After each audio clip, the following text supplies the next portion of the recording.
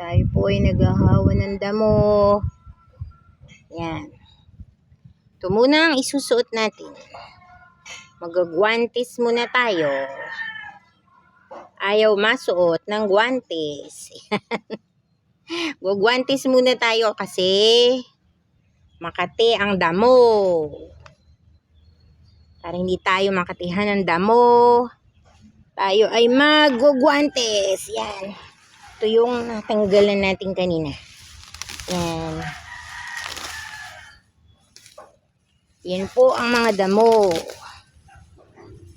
Ang madaming damo. Tanggalin. Yan o. Hahawanin natin yan. Hawan-hawan tayo ng damo habang hindi mainit. Yan. Habang hindi mainit, magtrabaho. Yan.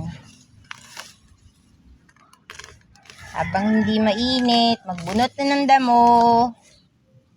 Yan. Dami kasing damo ngayon. Yan.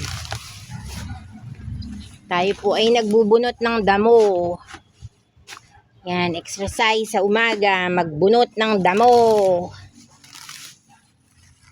Yan.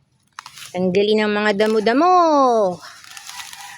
Mas may pakinabang. Ayan, ang maraing damo.